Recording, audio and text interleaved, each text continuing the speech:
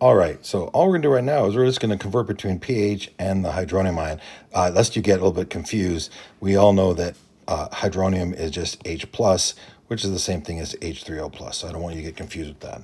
So typically, hydronium ion concentrations, they're in very small numbers. And if we take a look at this, it makes sense. Times 10 to the negative 10, times 10 to the negative 8. We don't like working with that, so we decided to work with P. And P means always negative log. So if we take a look at A, they give us the H plus concentration. And if we do pH, that's going to be the negative log of my H plus concentration.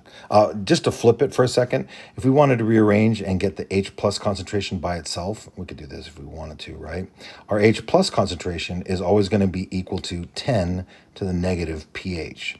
So if you're not familiar with logarithms, then these things right here should be in your go-to menu of solving. But if we take a look at this right here, all we're going to do is we have the H3O plus, and so what are we going to do? We're going to plug it into here and take the negative log of this 6.2. Now, I'm going to write this out, and from the magic of, this is for A, right? From the magic of doing this off screen, if I want to figure out the pH, it's going to be the negative log of my 6.2 times 10 to the negative 10. And when I do that, my pH is going to be 9.21. Now, you need to be careful because they ask us for the correct number of significant figures, and this is huge. Whenever you do pH, the number of significant figures always happens after the decimal. So over here in A, we have 2 significant figures. That means that here, see how we have 9.21? These are my 2 significant figures. This is not 3 significant figures.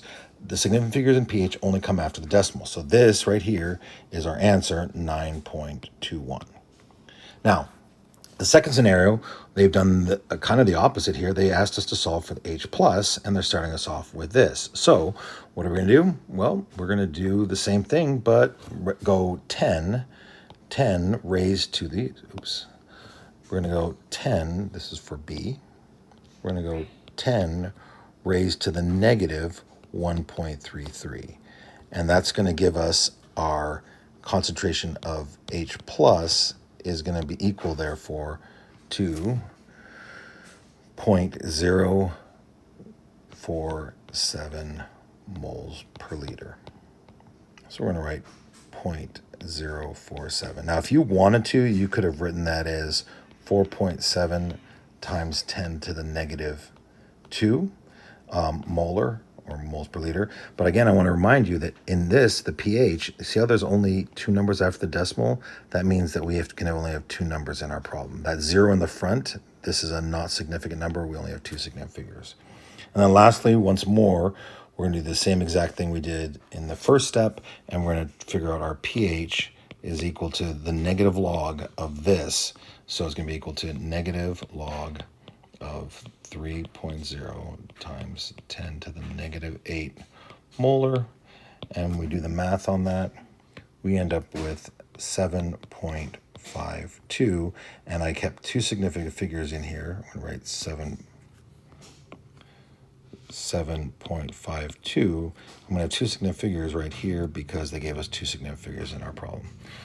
Again, once you do a couple of these, it's going to go by really quickly. This section you'll do very, very well on. Hopefully this helped.